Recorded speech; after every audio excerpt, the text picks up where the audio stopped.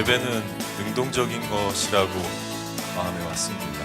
그래서 제가 오늘 이 시간 그 마음으로 결단하면서 손을 들게 됐습니다.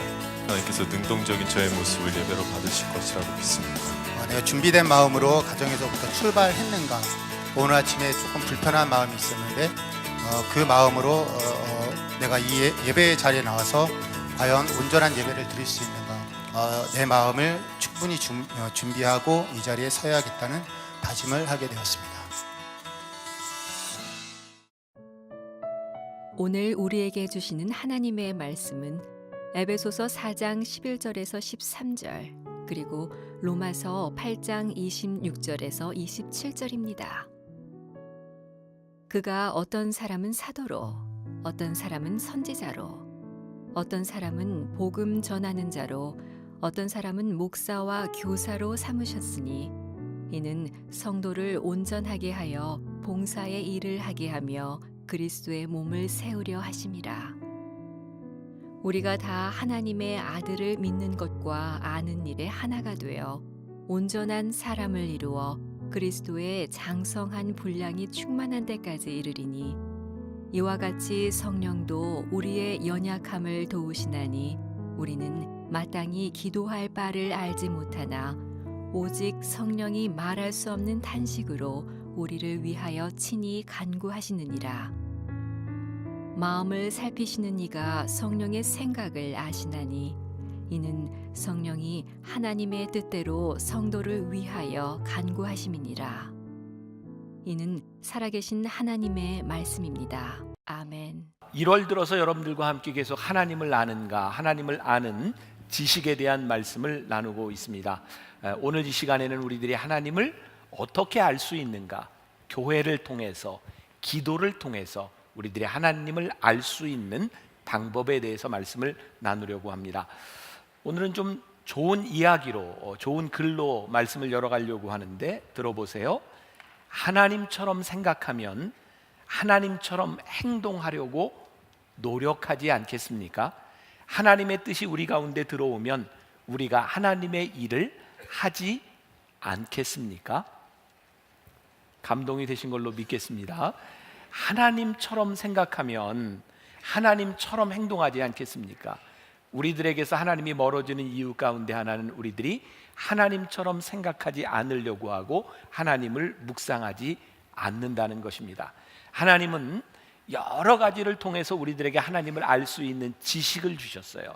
그 중에 하나가 교회고 또 하나는 기도입니다. 교회를 통해 우리들이 하나님을 알 수 있다고 하는 것은 무슨 의미일까? 여러분, 이 교회는 하나님께서 세워주신 공동체입니다. 그런데 이 교회는 분명한 목적을 가지고 있어요. 하나님이 이 교회를 세워주신 중요한 목적은 이 교회를 통하여 하나님이 드러날 수 있도록 교회를 세워주셨어요. 여러분, 인류 최초의 교회는 예수님의 부활을 기념하여 모인 사람들의 공동체가 교회입니다. 우리가 잘 알아야 되는데 교회의 정체성에 대해서, 교회는 온전하거나 완전한 공동체가 아닙니다. 그러나 불완전함에도 불구하고 이 교회를 통하여 온전하신 하나님이 나타나야 되는 것입니다. 제가 얼마 전에 글을 쓰면서 정말 제가 마음이 아픈 것 중에 하나가 이 교회에 대한 세상의 비난뿐만 아니라 우리들 스스로 교회 안에 일어나는 일에 대한 부끄러움들입니다. 오래전에 제가 읽었던 나의 어머니 나의 교회여 라고 하는 책을 보면서 제가 많이 생각했던 것은 교회는 우리의 어머니라는 거예요. 여러분들의 어머니를 생각해 보세요. 여러분들의 어머니는 여러분들의 인생에 자랑스러운 것만 가지고 있나요? 우리의 어머니를 생각한다고 하는 것은 내가 어머니로부터 나왔다는 거예요. 우리가 오늘 이 예배 공동체에서 예배를 드릴 수 있는 것은 어머니 같은 교회를 통하여 오늘 이 자리에 앉아 있습니다. 그런데 그 어머니의 모습이 우리의 마음에 들지 않을 때도, 세상에서 비난을 받을 때도 있어요. 그러나 그 어머니를 우리들이 껴안고 그 어머니를 보호해야 되는 것은 그 어머니에게서 나온 자식들이기도 합니다. 저는 오늘 이 교회를 통하여, 하나님이 세워진 교회를 통하여 우리들이 어떻게 하나님의 음성을 들으며 이 교회를 우리들이 보호할 수 있을까? 교회는 건물을 이야기하는 것이 아니라는 것을 여러분들에게 누차에 걸쳐서 말씀드렸습니다. 여러분들이 교회를 건물로 보려고 한다면 이 건물을 통해서 하나님을 볼 수는 없습니다. 교회는 하나님께서 인류에게, 크리스찬들에게 세워주신 좋은 믿음의 전통입니다. 건물로서가 아니라 이 교회를 통하여 신앙생활했던 우리 믿음의 선배들을 통하여, 그들이 걸어왔던 발걸음을 통하여 우리는 하나님의 모습을 발견하게 됩니다. 제가 몇 주 전에 미얀마에 갔다가 좀 인상적인 호수를 한 군데 가게 되었는데, 그 도시 전체가 다 이렇게 수상가옥으로 이렇게 호수로 되어 있는데 그 호수 주변에만 50만 명이 넘는 사람들이 산대요. 그런데 그 호수 주변에 보면, 유심히 보면 이렇게 폴대들이 이렇게 중간중간 꽂혀 있습니다. 거기에 빨간 것으로 금이가 있어요. 제가 그냥 추측할 수 있을 것 같아요. 아마 비가 많이 오면 이 지역이 물로, 홍수로 다 뒤덮일 때 배를 타고 늘 가는데 뱃길이 어디인지를 알 수 있는 것은 그 폴대를 보면서 압니다. 제가 예전에 일본에 눈이 많이 오는 지역에 갔을 때도 예외 없이 길가에 긴 그 대나무로 폴대를 세우는 걸 보게 되었어요. 얼마나 눈이 많이 오는지 사람들이 길이 어디인지 전혀 알 수 없는 때 그 폴대를 보고 사람들은 운전을 합니다. 여러분, 우리가 신앙생활을 하면서 때때로 우리는 길이 보이지 않을 때가 있습니다. 내가 어떻게 살아야 되지? 내 신앙이 옳은지 그른지 알 수 없을 때가 많이 있습니다. 근데 하나님께서는요, 우리에게 2000년 전통을 통해서 우리 믿음의 선조들이 걸었던 길을 교회를 통해서 보여주세요. 여러분, 등산할 때도 그런 거 많이 느끼죠? 막 등산을 하고 올라가는데 어디가 길이지 할 때 여러분들은 무엇을 보고 갑니까? 참 신기하게도 리본들이 이렇게 다 달려 있어요. 혹은 동호회, 등산 동호회에서, 아니면 어떤 사람들이 길을 잃지 않도록 그 색깔별로 리본을 이렇게 달아놨습니다. 리본을 따라가면 절대로 길을 잃지 않습니다. 그러므로 우리가 이 교회를 생각하며, 교회는 건물이기 때문에 우리들에게 필요가 없어 라고 이야기를 한다면 그것은 우리 신앙에서 조금은 잘못된 성향을 가지고 있는 것입니다. 조금 더 극단적으로 이야기하면, 교회를 부정하는 단체가 있다면 저는 분명히 이단이라고 생각을 합니다. 왜냐하면 교회는 완전하지 않지만 이 교회를 통하여 하나님이 우리들에게 가르쳐 주시는 것이 분명히 있기 때문입니다. 그러나 우리가 교회의 건물을 너무 중요하게 생각한다고 하면 이것도 잘못된 일입니다. 종종 이렇게 가르치는 사람들이 있어요. 여러분들도 그런 가르침을 받아왔는지 모르겠어요. 열심히 교회 다녀요. 그리고 이 교회를 떠나면 큰일 나요. 어떤 분은 심지어 교회를 떠나서 다른 교회를 가면 저주를 받는다고 하는 사람도 있어요. 이것은 아주 잘못된 일입니다. 교회는 세워진 건물이 교회가 아니라 하나님이 세워진 교회에서 하나님의 역사가 일어나는 모든 것이 교회이기 때문에, 여러분들이 만나 교회를 다니고 있지만 다른 교회를 간다고 해서 여러분들의 신앙이 잘못되는 것은 아닙니다. 그러나 우리들이 온전한 올바른 교회를 찾아가야 되는 것이죠. 그래서 오늘 우리들이 이 교회에서 무엇을 가르치고 어떻게 하나님의 음성을 들을 수 있는가라고 하는 것은 아주 중요한데, 그래서 교회는 늘 만나 교인을 만들거나 어떤 교단의 공동체를 만드는 것이 아니라 끊임없이 하나님의 사람으로서 그리스도인의 지체가 되어가고 있는가, 이것을 보기 시작할 때 교회, 하나님의 음성을 듣습니다. 요즘은 별로 그런 사람이 없었는데 몇 주 전에 저에게 어떤 분이 이런 질문을 하더군요. 목사님, 만나교회에 온 지 몇 주 됐는데 왜 만나교회는 예배 시간에 사도신경을 외우지 않나요? 그분에게는 사도신경을 외우지 않는 것 때문에 교회가 불편했던 것 같아요.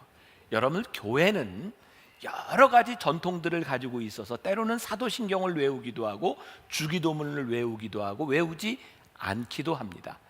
그것이 교회를 말하는 것이 아닙니다. 교회는 그리스도의 몸으로서 그리스도를 우리들의 삶의 구주로 고백하는 공동체가 교회입니다. 그래서 우리는 예수님을 주로 고백하는 회중이 여기에 모인 것이 교회다라고 하는 것을 알아야 되고요. 저는 여러분들에게 별로 이단들에 대하여 이렇게 가르쳐 본 적이 없는 것 같아요. 지난주에 제가 목사님들과 모임을 가졌더니 교회마다 요즘 신천지와 하나님의 교회라고 하는 이단들 때문에 너무너무 힘들어해요.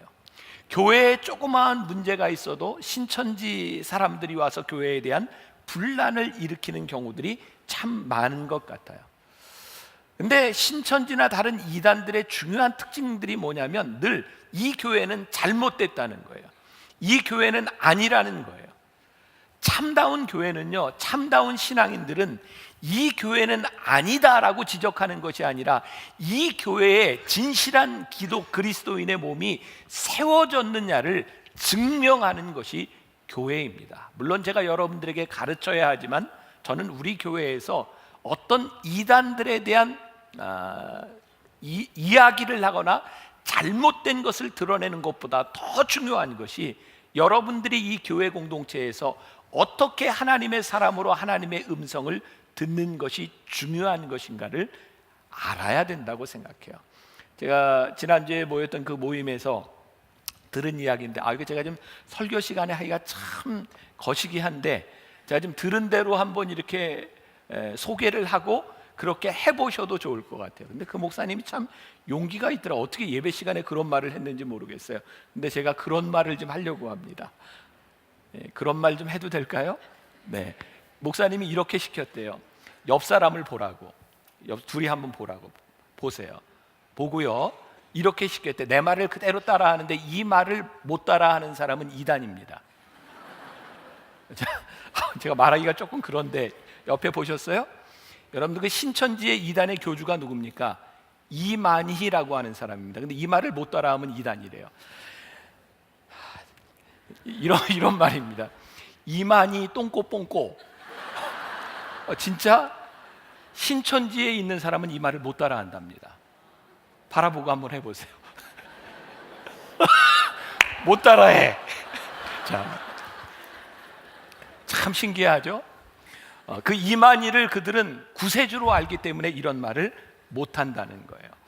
그럼 저는 교회에서 정말 우리들에게 중요한 것은 이단들을 드러내는 일도 참 중요한데 하나님이 왜 우리를 교회로 부르셔서 이 교회에서 하나님이 우리들에게 주시는 음성이 무엇인지를 분명히 붙들고 있다면 어떤 누가 와서 우리들에게 이야기한다 할지라도 우리들이 흔들리지 않을 수 있다고 생각해요. 오늘 본문 말씀에 보니까 에베소서 4장 11절과 12절에 제가 다시 한번 봉독할게요. 그가 어떤 사람은 사도로, 어떤 사람은 선지자로, 어떤 사람은 복음 전하는 자로, 어떤 사람은 목사와 교사로 삼으셨으니 이는 성도를 온전하게 하여 봉사의 일을 하게 하며 그리스도의 몸을 세우려 하심이라. 교회는 부르심이 다 틀리다는 거예요. 개인적인 부르심뿐만 아니라 교회에 대한 부르심도 틀려요. 그래서 우리들이 그 다른 부르심 가운데 있는 그 교회를 보며 우리들이 어떻게 서로 온전한 성도의 몸을 세워가려는가, 이것이 하나님이 교회를 세우신 목적인데 나와 부르심이 다르다고 그 교회를 헐뜯고 허무는 일을 한다고 하면 이것은 잘못된 일인 것입니다. 그러니까 우리는 교회는 왜 불리움을 받고 하나님이 무엇을 말씀하시는지를 우리들이 분명히 알아야 되는 거죠. 제가 읽었던 후안 카를로스 오르테즈 목사님의 책 중에 긴 제목의 책이 있습니다. 우리는 아무렇게나 나뒹굴고 있는 벽돌더미가 되어서는 안 됩니다. 이게 책 제목이에요. 외우려고는 하지 마세요. 네. 이 책에 이런 내용이 나와요. 성도가 그리스도의 몸의 다른 지체를 비난한다면 그것은 자기 자신에게 주먹질하는 것이나 다름없습니다. 우리가 장로교인들을 비판한다면 그것은 우리 자신을 비판하는 것입니다. 우리가 오순절 교회의 교인을 비판한다면 그것도 우리 자신에게 발길질하는 것입니다. 그 다음 중요한 얘기입니다. 상처 입은 성도를 죽이는 자는 일반 세상 사람이 아니라 바로 다른 그리스도인입니다. 어떤 성도가 타락하면 우리는 그를 죽입니다. 사탄은 결코 그리스도인들을 죽이지 못합니다. 다만 상처만 입힐 뿐입니다. 상처 입은 성도를 죽이는 자는 바로 그리스도인입니다. 그러나 우리가 한 몸이라는 사실을 보다 확고하게 유념해야 합니다. 때로 우리는 하지만 그 형제가 나에게 상처를 입혔어 라고 말합니다. 사실 우리 몸이 그러한 상황에 처한 경우를 자주 보게 됩니다. 예컨대 이가 혀를 무는 경우입니다. 그러나 그렇게 한다고 해서 혀가 뺀찌가 좋아 이를 빼버리게 라고 말하지 않습니다. 혀는 이와 함께 한 몸을 이루고 있기 때문입니다. 그래서 혀는 이가 아무리 자신에게 상처를 입히더라도 화를 내거나 반발하지 않습니다. 이 역시 몸에 필요한 부분이라는 것을 잘 알고 있기 때문입니다. 그래서 혀는 이를 용서합니다. 언제나 말입니다. 우리를 온전한 몸으로 불러주셨다고 하는 것은요, 상처 입은 그리스도인들에 대하여 우리들이 어떻게 해야 될까를 분명하게 말씀하고 있는 겁니다. 세상은 죄를 지은 자들과 우리 공동체의 잘못한 자들에 대하여 비난합니다. 그러나 교회는 다른 관점으로 보아야 합니다. 상처 입은 사람들을 돌봐주어야 합니다. 그것이 우리를 교회로 부르신 이유입니다. 제가 오늘 정말 여러분들에게 간곡하게 부탁드리고 싶은 것이 있습니다. 우리 교회 공동체 안에서 누군가 상처를 입고 누군가 잘못하여 비난을 받고 있다고 하면 우리는 그 사람을 위하여 비난해야 될 것이 아니라 그 사람이 우리의 지체인 것을 알아야 합니다. 그것이 때로는 감싸 안는 것일 수도 있고 그것이 때로는 용서하는 것일 수도 있습니다. 그런데 하나님께서는 그 지체를 온전케 하라고 우리를 부르셨다는 거예요. 그것이 우리 공동체에 임하신 하나님의 음성입니다. 제가 지난 송구영신 예배를 드리기 전에 미장원에 가서 머리를 잘랐어요. 늘 가는 곳에 이렇게 머리를 자르고 나면 이렇게 머리를 감겨주는 아가씨 같은 아줌마가 있어요. 이제 그분한테 그래서 애는 몇 살이고 이렇게 이제 물어봤는데 6살 난 아이를 가지고 있어요. 교회를 안 다닌대요. 제가 그렇게 오래 다녔는데도 안 다니는 게 마음에 좀 안타까웠어요. 그래서 오늘 송구영신 예배에 교회를 좀 나왔으면 좋겠다, 예배를 드리는 사람이 됐으면 좋겠다. 근데 그분의 마음 가운데도 예배를 드리고 싶은 마음이 많았던 것 같아요. 11시 예배에 아들을 데리고 교회에 왔습니다. 제가 그날 송구영신 예배 때 한 20분 전에 나와서 교인들과 제가 할 수 있는 한 많은 교인들과 약수를 하고 있는데 위층에서 예배 드리는 모습을 봐서 너무나 반가웠어요. 교회를 나왔군요. 그리고 제가 이제 어제 머리를 또 깎으러 그 미장원을 갔어요. 가서 물어보니까 그날 나오고 안 나와요. 안 나오는데 중요한 건 그분의 마음 가운데 나오기 싫은 것이 아니라 아이도 정말 교회에 가서 말씀을 배웠으면 좋겠는데 어머니가 유명한 그런 그 불교 그 절에 총무 이렇게 뭐 평신도 뭐 그런 거예요. 그러니까 교회를 나가는 게 너무너무 힘든 거죠. 근데 제가 그분한테 들은 이야기예요. 목사님, 그날 예배를 드리면서 참 많은 감동을 받았습니다. 설교의 감동을 받은 게 아니라 교인들의 친절함에 감동을 받았다는 거예요.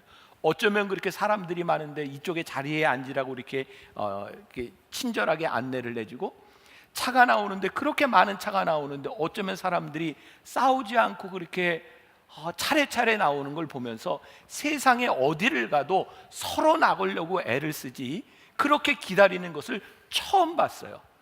근데 제가 그런 얘기를 처음 들어봤어요.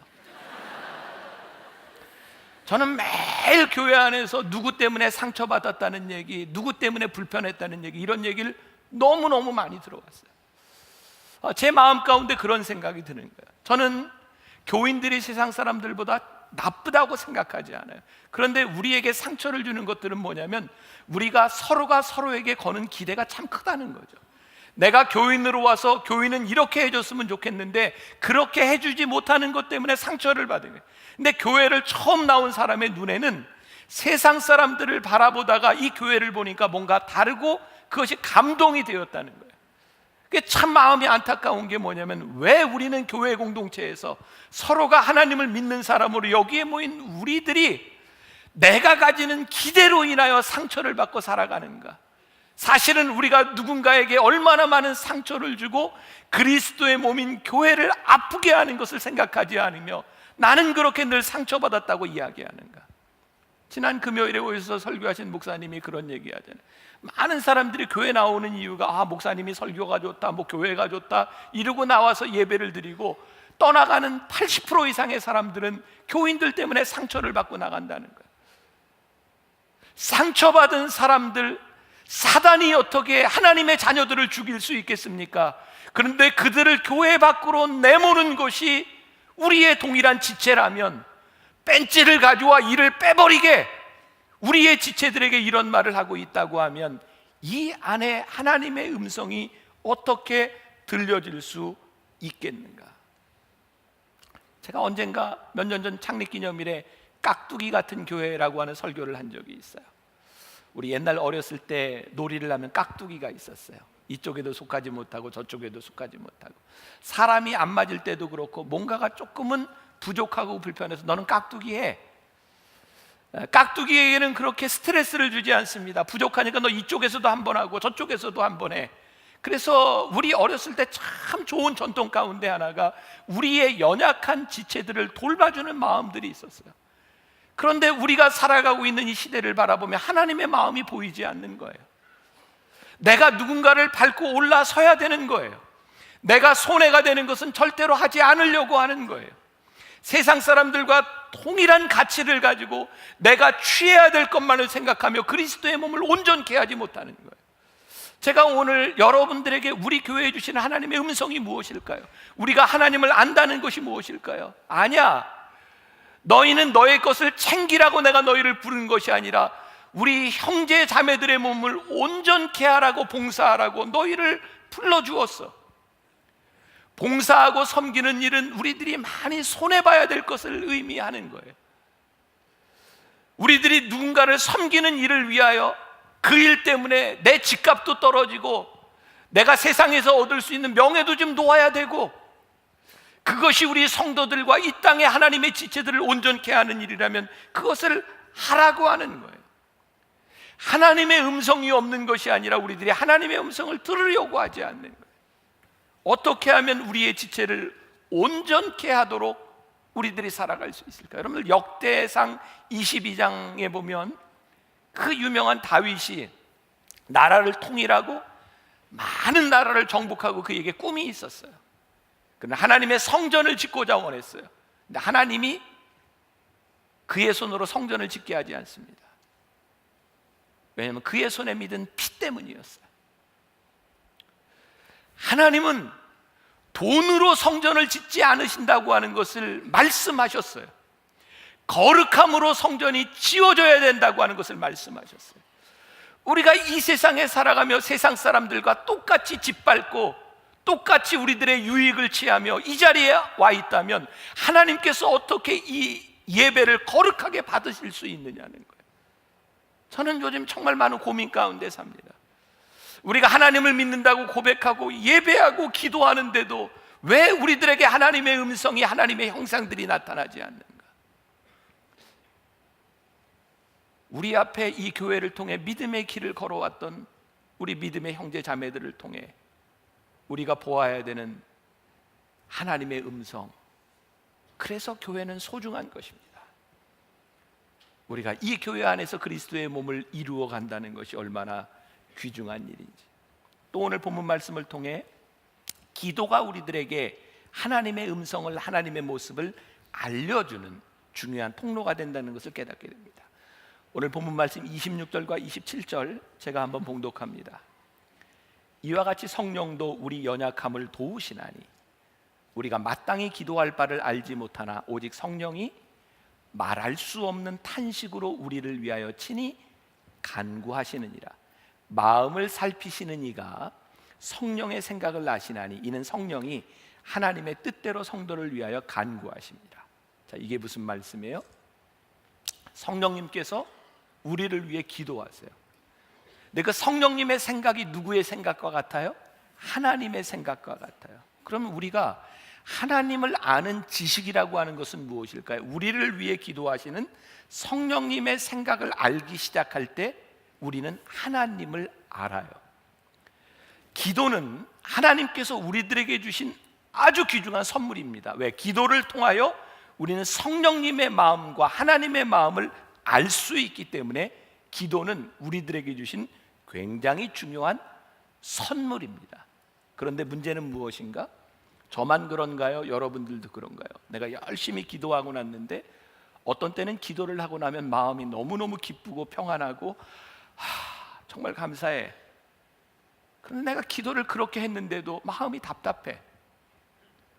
내가 왜 이렇게 기도를 했는데도 내 마음이 이렇게 답답하지? 저는 이렇게 표현할 수 있을 것 같아요.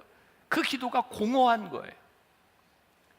내가 하나님께 기도했는데 하나님이 내 기도를 들으시지 않았거나 그 기도가 하나님과 관계없는 기도를 우리들이 하고 있는 거예요. 성경은 기도를 통해서 우리들이 분명히 하나님을 알 수 있고 하나님을 아는 지식이 있다고 하는데, 우리들은 기도하면서 하나님을 모른다고 하면 이것은 뭔가 문제가 있는 거죠. 예를 들어 볼게요. 저도 이제 요즘 나이를 이제 먹어가죠. 아마 저도 이제 나이가 많이 들 겁니다. 이제 어른들에 대한 이야기를 하려고 하는데, 연세 많은 어른들이 모여서 대화를 이렇게 하는 거 보면 정말 신기해요. 참 열심히 얘기를 하는데 들어보면 다 자기 얘기를 따로 해요. 그런데 너무너무 재밌게 이야기해요. 어쩌면 이분이 이야기하고 끝나면 이분이 이야기하는데 전혀 관계없는 이야기예요. 요즘은 또 나이가 들면, 저도 이제 곧 이제 손자 손녀가 이제 생길 거예요. 사람들 보면 누구 예외 없이 손자 손녀가 생기면 이 스마트폰에다 애들 사진 가지고 다니면서 이렇게 이제 이야기를 하죠. 근데 뭐 자기 새끼니까 예쁘지 남도 그렇게 예쁘겠어요? 솔직히 그죠? 예. 근데 이야기를 하고 싶은 거예요. 그래서 요즘은 뭐라고 얘기하려면 돈 내고 해. 돈을 꺼내놓고 얘기해. 10,000원 내고 30분, 아니면은 밥 내고 너 혼자 다 얘기해, 들어줄게. 근데 갑자기 그런 생각이 드는 거예요. 우리가 하나님께 대하여 이렇게 기도하는데 우리가 마치 이렇게 감사 헌금 기도 제목을 내고, 하나님 제가 헌금 냈으니까 제 얘기 좀 합시다. 그리고 막 얘기하는 거예요. 그래서 헌금도 하고 기도를 하는데 하나님의 지식이 드러나지 않는 거예요. 기도하는 그 열심 가운데 하나님의 뜻이 나타나지 않는 거예요. 그래서 공허합니다. 기도를 하고 났는데도 마음이 답답합니다. 기도를 하지 않았기 때문도 아니고 하나님 앞에 헌금을 드리지 않았기 때문도 아닌데 답답하고 공허한 이유가 무엇이냐는 거예요. 하나님의 지식이 우리 가운데 들어오지 않는 거죠. 후안 카를로스 오르티지 목사님이 이런 책도 썼어요. 주님과 동행하십니까? 거기에 보면 이런 얘기가 나옵니다. 한 번은 이 목사님이 영국의 링컨 교회라고 하는 아주 유명한 교회를 방문하게 되었습니다. 놀랄 준비를 하세요. 놀랄 준비하세요. 교회가 길이만 210m입니다. 네, 210m. 기도 탁 들어가는데 그 고딕 양식에 이 파이프 오르간이 있고 성가대들이 있고 너무 웅장한 그 모습을 바라보면서 이 목사님은 이렇게 생각했다. 이 교회에서 내가 정말 멋진 기도를 해야지. 그래서 하나님께 이렇게 기도했답니다.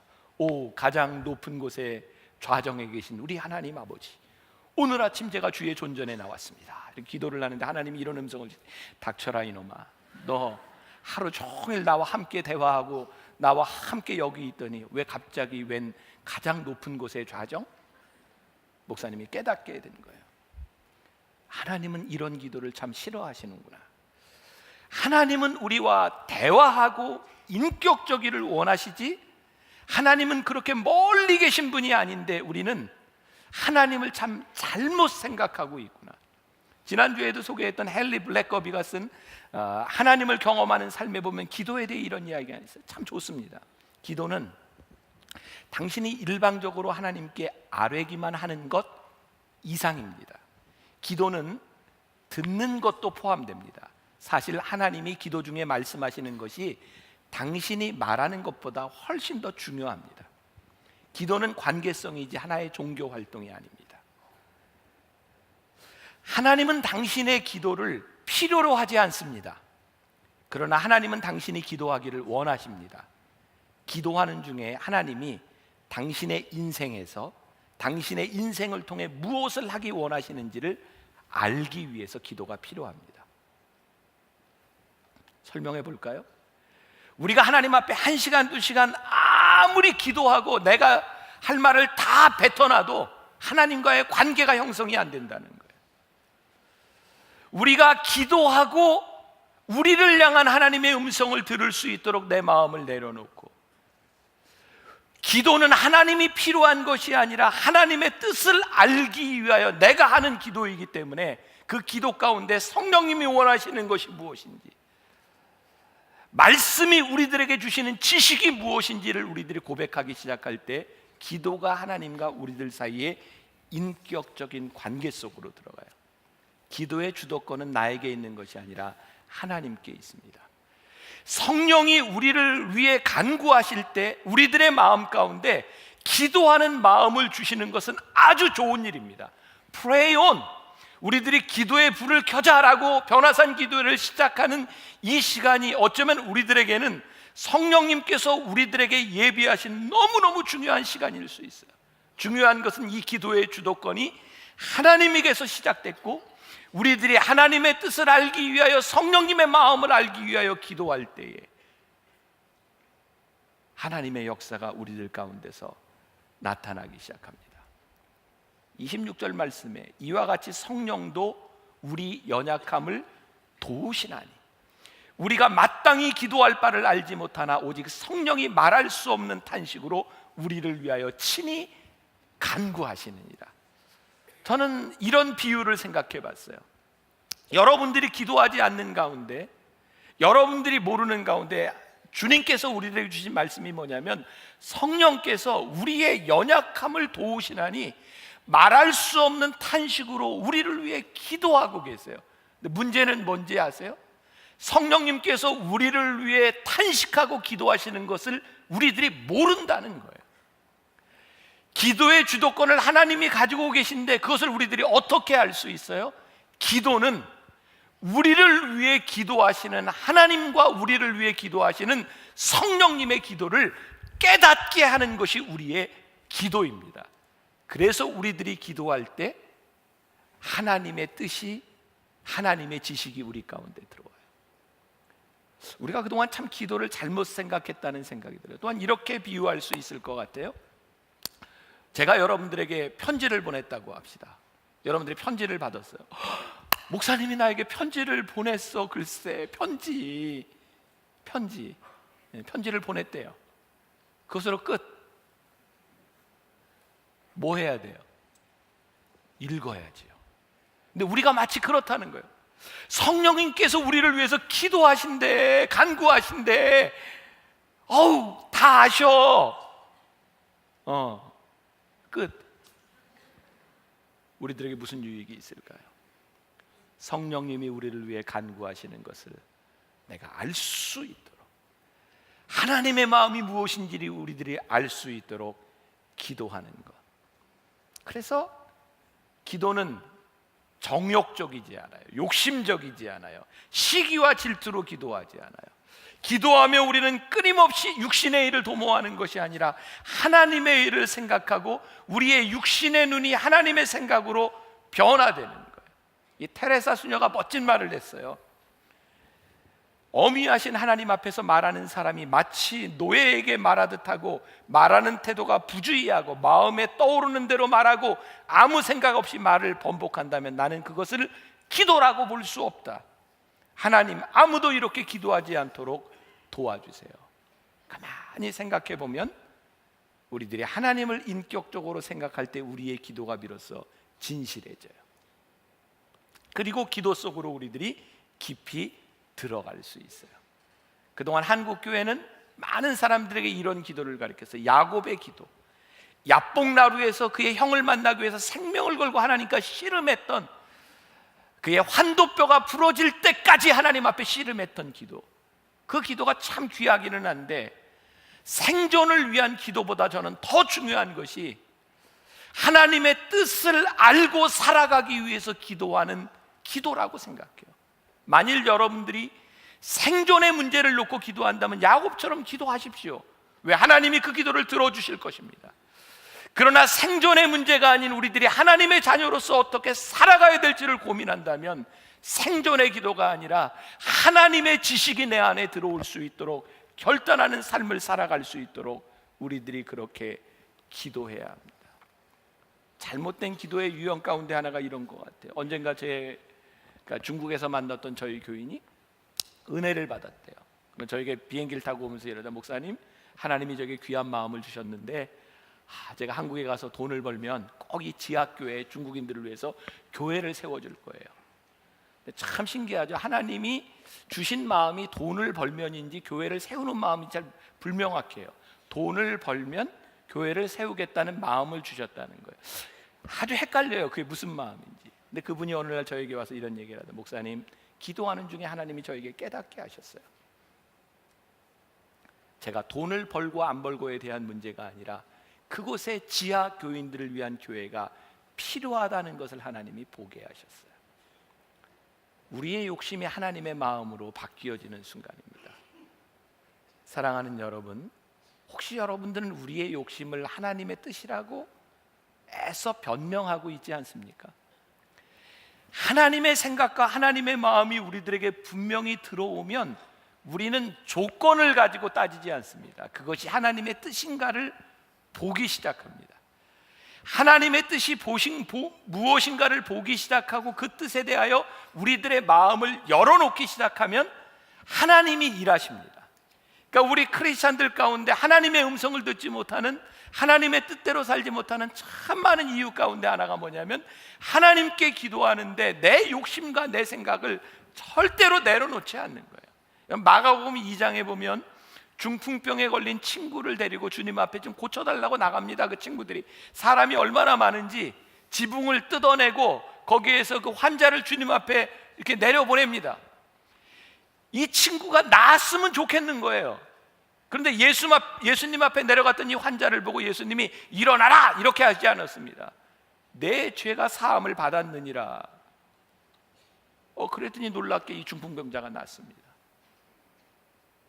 하나님이 하시는 일은 우리의 계획과는 별개일 수 있습니다. 하나님은 우리를 위하여 하나님의 일을 행하십니다. 하나님, 제 문제를 가지고 나아갑니다. 하나님께서 내 병이 나았다라고 말씀하실지 내 죄를 사했다고 말씀하실지 그것은 하나님이 우리들에게 하시는 일입니다. 그래서 기도에 우리의 마음을 열고 하나님을 아는 지식 가운데로 우리들이 들어간다고 하는 것은 정말 놀라운 일이거든요. 우리 성도들이 그 안으로 하나님을 아는 지식으로 들어갔으면 좋겠다. 저희 교회 중보기도대가 있어서 중보기도를 하면서 응답 카드가 있습니다. 하나님이 이렇게 응답하셔서 어느 날 제가 갑자기 그런 생각이 들었어요. 하나님, 우리 교인들이 교회에 이게 중보기도를 요청해 놓고 응답받았다는 응답 카드보다 내가 기도하다가 변화받았습니다, 좀 변화 카드가 좀 많았으면 좋겠습니다. 사실은 변화는 응답을 뛰어넘는 일입니다. 근데 우리는 내가 변화되려고 하지 아니하고 내가 원하는 것의 응답만을 기다립니다. 그래서 이렇게 여러분들에게 도전하고 싶습니다. 응답 카드보다 하나님 앞에서, 하나님을 아는 지식 앞에서 여러분들의 삶의 변화의 카드를 한번 적어봅시다. 이게 우리의 삶을 좀 바꿔놓는 놀라운 일이 아니겠는가. 오늘도 여러분들에게 결단의 시간을 드리려고 합니다. 오늘 말씀 들으면서 요약이 되셨어요? 지난주에도 여러분들 가운데 말씀이 이런 건데 내가 이렇게 살아가겠습니다 이렇게 다짐을 하셨는데 오늘도 여러분들에게 기회를 드립니다. 얼굴을 드세요. 네. 누구를 시킬지 몰라요. 근데 조금 시간을 드리기 위해서 우리 조현행 장로님 먼저 한번, 우리 장로님. 네, 저는 오늘 말씀을 통하여 하나님께서는 저희들이 어떤 교회에 다니는가 그것이 기뻐하시는 게 아니라 진정한 그리스도인이 되기를 원하신다는 걸 깨달았고, 또 기도할 때에 하나님이 모든 주도권을 가지고 있었는데 마치 제가 주도권을 가진 것처럼 착각했던 것을 깨달았습니다. 앞으로 진정한 그리스도인이 무엇인지 주님께, 아버지 하나님께 간구하며 기도할 때는 하나님의 음성을 듣기를 원하며 그렇게 노력하도록 그렇게 살겠습니다. 고맙습니다. 우리 성도들 중에 뭐 위에 층도 괜찮고 손 들어주세요. 누구? 고 권사님. 네. 오늘 설교 말씀을 듣고 저는 이렇게 결단을 합니다. 하나님과 인격적인 관계가 없이 사회생활을 하다가 예배당에 와서 교회 드리고 가는 그 제 모습이 이중적인 생활을 했던 것 같아요. 그래서 제가 하나님과 인격적인 관계를 가진 예배를 하도록 할 생각입니다. 억만장자가, 돈이 필요한 사람, 경제적으로 힘든 사람한테는 억만장자가 저와 같이 예배를 보면서 저를 지켜보고 계시다고 생각하면 될 것 같고, 마음이 아픈 사람은 내 마음을 치료하는 분이 내 곁에서 저를 지켜보고 있다고 생각하고, 또 몸이 아픈 사람들은 저를 치료하는 훌륭한 의사가 같이 있다고 생각하는, 그 12회 혈루병을 앓은 여인이 예수님의 옷깃이라도 한번 만지고 싶어하는 마음으로 예배를 참여한다면은 예배를 임하는 저희들이 모든 자세와 생각이 달라질 거라고 생각합니다. 하나님이 일상에 저와 동행하시다는 걸 모르고 있었는데 오늘 하나님이 항상 동행하시고 이 예배뿐만이 아니라 생활 속에서 저를 지켜보신다고 생각하고 예배에 임하도록 하겠습니다. 감사합니다. 고맙습니다. 네, 한 분만 더. 뭐 위에 층도 괜찮아요. 마이크가 위에도 준비되어 있어요. 누가 한번 자기 믿음의 고백. 어디? 저쪽에. 네.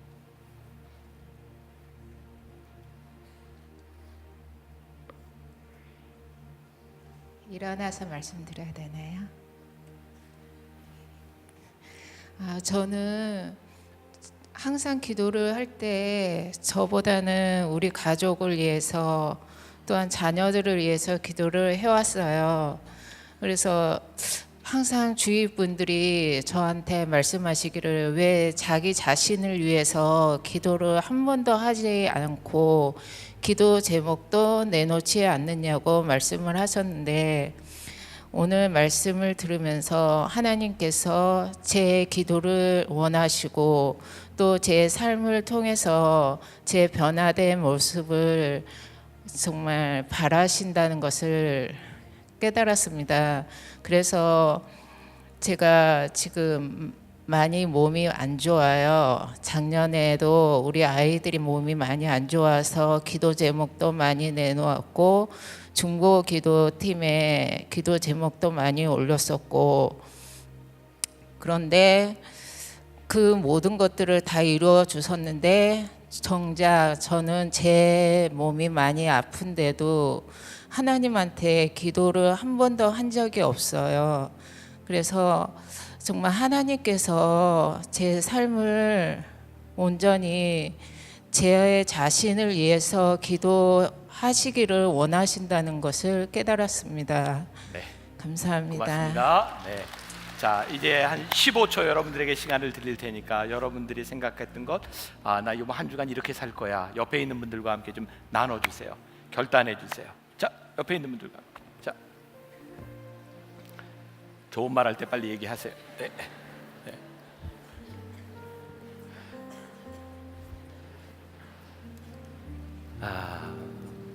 제가 여러분들에게 정말 간곡히 부탁합니다. 말씀이 여러분들에게 흘러가는 것이 아니라 말씀이 여러분들에게 결단이 되어서 한 주를 말씀으로 살고 살다 이긴 간증을 가지고 이 자리에 나오셔야 합니다. 우리 같이 찬양했으면 좋겠습니다. 하나님 아버지의 마음 우리가 알기를 원합니다.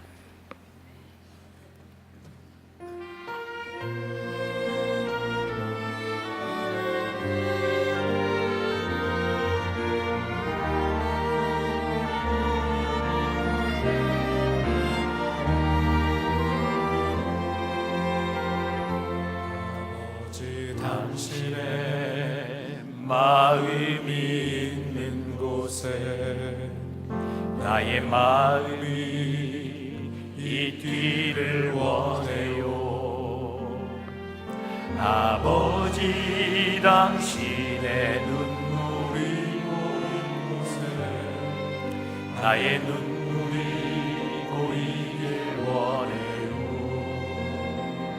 아버지 당신이 바라보는 영혼에게 나의 눈이 향하길 원해요. 아버지 당신이 울고 있는 어두운 땅에 나의 두 발이 향하길 원해요. 나의 마음이 아버지의 마음 알아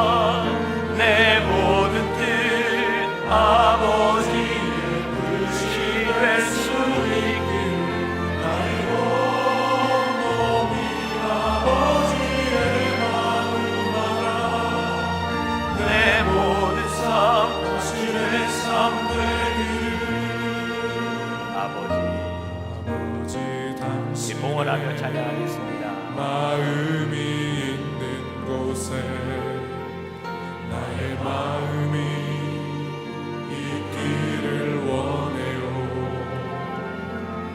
아버지 당신의 눈물이 보인 곳에 나의 눈물이 보이길 원해요. 아버지 당신이 바라보는 영혼에게 나의 두 눈이 하나길 원해요. 아버지 당신을 보이는 어두운 땅에 나의 두 발이 가길 원해요. 나의 마음이 아버지의 마음 알아. 내 모든 뜻 아버지의 뜻이 될 수 있기를.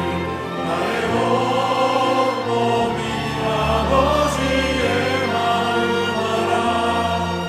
내 모든 삶 당신의 삶 되기를. 나의 마음이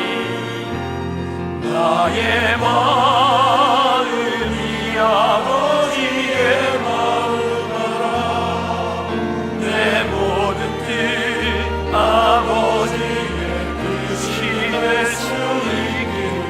나의 마음이 아버지의 마음 알아. 내 모든 삶 당신의 삶 되기를. 나의 마음이 나의 마음이 아버지의 마음 알아.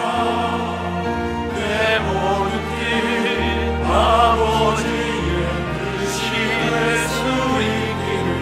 나의 온 몸이 아버지의 마음 알아. 내 모든 삶 당신의 삶 되기를. 나의 마음이 나의 마음이 아버지의 마음 알아. 내 모든 뜻 아버지의 뜻이 될 수 있기를. 나의 온 몸이 아버지의 마음 알아. 내 모든 삶 당신의 삶 되기를.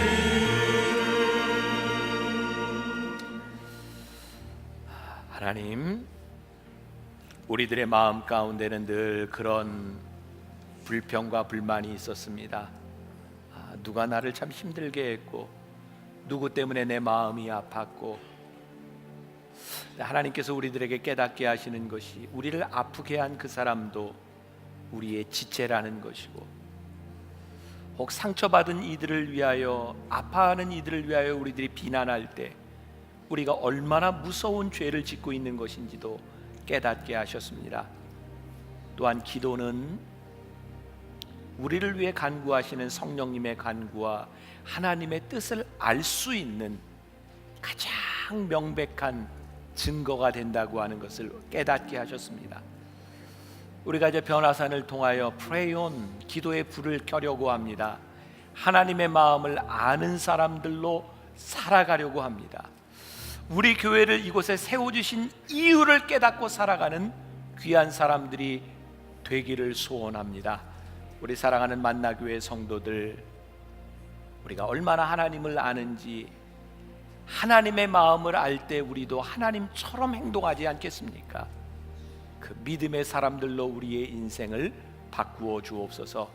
오늘도 하나님 앞에 드려진 귀한 예물들, 우리가 살고 있는 이 시대가 경제적으로 참 어렵다고 하는 이야기들을 많이 듣는데, 하나님 이 나라와 이 민족을 기억하시고 또 하나님 어려움 가운데서도 우리를 보호하시는 하나님의 은혜와 손길을 고백할 수 있는 주의 백성들이 되게 하여 주옵소서. 오늘의 예물 받으시고 축복하여 주옵소서. 지금은 우리 주 예수 그리스도의 은혜와 하나님 아버지의 무한하신 사랑과 성령의 인도하심이 하나님의 마음을 알기를 소원하며 교회를 통하여, 기도를 통하여 우리들에게 주시는 하나님의 음성을 고백하기를 소원하며 나가는 당신의 사랑하는 모든 백성들 위해 지금부터 영원까지 함께 하시기를 간절히 축원하옵나이다. 아멘.